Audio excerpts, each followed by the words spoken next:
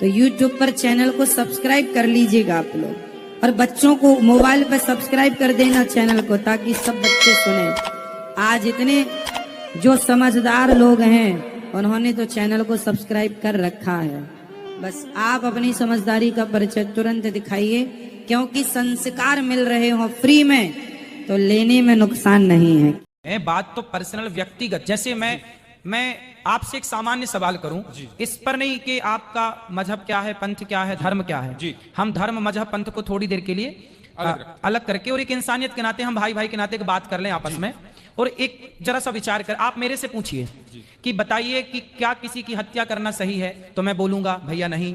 ऐसी मैं आपसे पूछता हूं एक भाई के नाते, एक सामान्य चर्चा के नाते, कि बताओ किसी की हत्या, हम भगवान को, अल्लाह को अभी। दोस्तों राधे राधे, स्वागत है आपका एक और वीडियो में। तो दोस्तों गौरी गोपाल आश्रम में एक मुस्लिम आदमी आया और उसने गुरुजी को एक ऐसा बात बोल दिया जिसे सुनकर गुरुजी गुस्सा हो गए और उसे डांटने लगे। पर्सनल व्यक्तिगत, जैसे मैं आपसे एक सामान्य सवाल करूं, इस पर नहीं कि आपका मजहब क्या है, पंथ क्या है, धर्म क्या है जी। हम धर्म मजहब पंथ को थोड़ी देर के लिए अलग करके और एक इंसानियत के नाते, हम भाई भाई के नाते एक बात कर लें आपस में, और एक जरा सा विचार कर आप मेरे से पूछिए कि बताइए कि क्या किसी की हत्या करना सही है, तो मैं बोलूंगा भैया नहीं। ऐसी मैं आपसे पूछता हूं एक भाई के नाते, एक सामान्य चर्चा के नाते, कि बताओ किसी की हत्या, हम भगवान को, अल्लाह को अभी इस बात से अलग रखें, बस एक सामान्य दृष्टिकोण से बात करें कि बताओ, आप मेरे से पूछे, अभी आपने पूछा मेरे से तो मैंने बताया कि हत्या करना गलत है। अब मैं आपसे पूछ रहा हूं कि बताइए क्या किसी की हत्या करना सही है।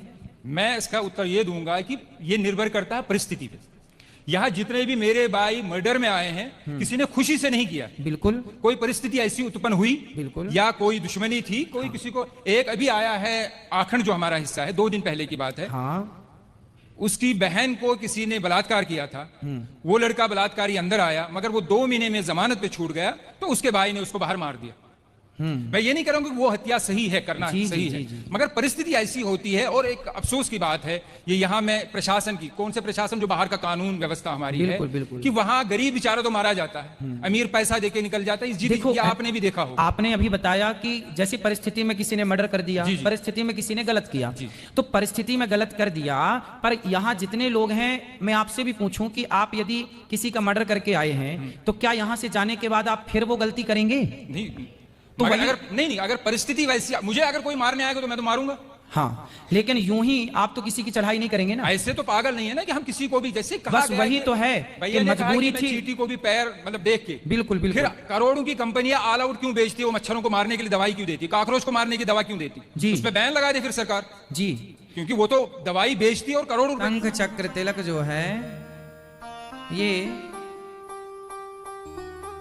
जैसे चक्र सारे दुश्मनों का नाश करता है, ऐसे चक्र जो है हमारे जीवन में, हमारे घर में आने वाली हर नेगेटिविटी को, हर नकारात्मक ऊर्जा को, यदि द्वार पर चक्र होगा तो वो काट देगा। दर्शकों, आप चाहें तो इस शंख चक्र को हमारे डिस्क्रिप्शन बॉक्स या कमेंट बॉक्स में दिए गए लिंक पर क्लिक कर शंख चक्र को खरीद सकते हैं। जी हाँ दर्शकों, शंख चक्र घर की सारी नकारात्मक शक्ति को हटा देता है, व सुख शांति लाता है। दर्शाता है शंख, आपकी विजय को दर्शाता है शंख, आपके यश और कीर्ति को बढ़ाता है शंख। तो शंख होगा तो यश कीर्ति बढ़ेगी, चक्र द्वार पर होगा तो आने वाली हर नकारात्मक ऊर्जा समाप्त होगी, और तिलक होगा तो भगवान के चरण आपके द्वार पर हैं, आपके घर पर हैं, तो भगवान की कृपा, लक्ष्मी मैया की कृपा बनी रहेगी। दर्शकों, कमेंट बॉक्स या डिस्क्रिप्शन बॉक्स में दिए गए लिंक पर क्लिक कर आप इस वेबसाइट पर आ जाएंगे। फिर इस वेबसाइट पर अगर आपको ये शंकर चक्र खरीदना है तो बाय इट नाउ पर क्लिक कर वहां अपना एड्रेस डालकर पेमेंट कर दें। कुछ दिनों में ये शंकर चक्र आपके घर पर पहुंच जाएगा। धन्यवाद।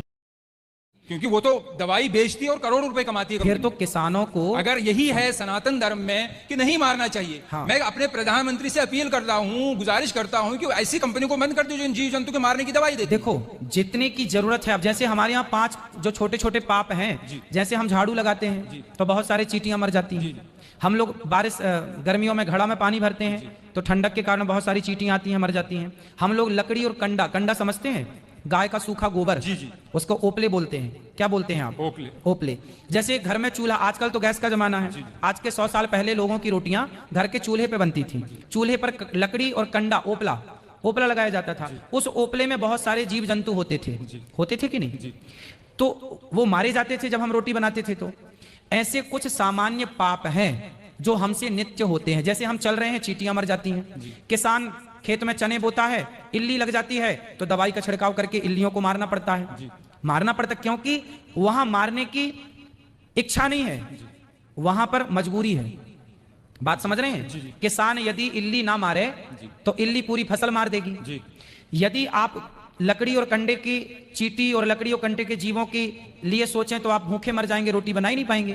तो जो सामान्य पाप होते हैं आपसे हमसे, वो जानकर नहीं करते हम, वो मजबूरी है। बात समझ रहे हैं आप? वो मजबूरन करना पड़ता है। हम किसी को यूं ही नहीं मारेंगे, मजबूरन हमें, हमारी सेना बंदूक लिए घूम रही है ना, कि मजबूरन जरूरत पड़ने पर अटैक होगा। उसी तरह से हम जानबूझकर किसी को नहीं मारते, मजबूरी पे मारना पड़ता है। इल्ली को, मच्छर को, मक्खी को, उसी तरह मजबूरी है तो इनको मारा गया। हम बेवजह नहीं मारते किसी को। बात ये नहीं है कि आप क्यों मारते हैं, बात ये है कि वे वजह क्यों मारते हैं। बस बात ये है, बेवजह।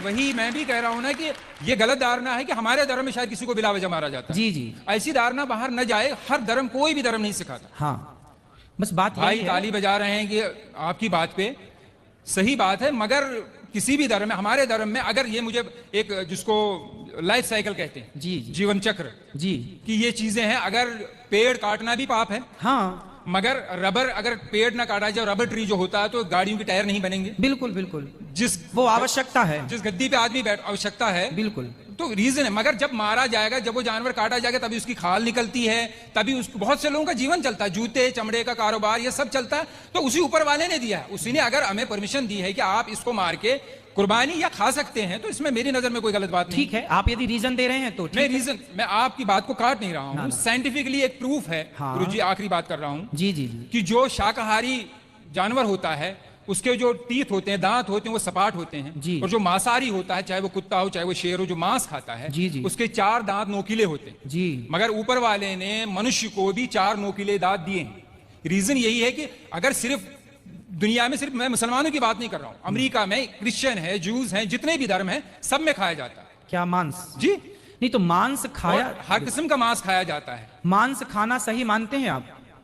जब परमिशन, जब मुझे मेरे ईश्वर ने, जिसने मुझे जना है, उसने परमिशन दी है, तो तब हाँ, तो मैं कोई बात आपके हिसाब से सही है, पर हम हिंदुओं के हिसाब से, हम देखो, मांसाहारी जो कुत्ता होता है ना, जितने भी मांसाहारी जानवर हैं, वो जिह्वा से पानी पीते हैं। कुत्ता चाट कर पानी पीता है, शेर चाट कर पानी, बिल्ली चाट कर। लेकिन जो शाकाहारी जानवर हैं, बकरी है, गाय है, ये होंठों से, मुंह से पानी पीते हैं। अब आप बताइए कि आप मुंह से पानी पीते हैं कि जिह्वा से चाट कर पानी पीते हैं?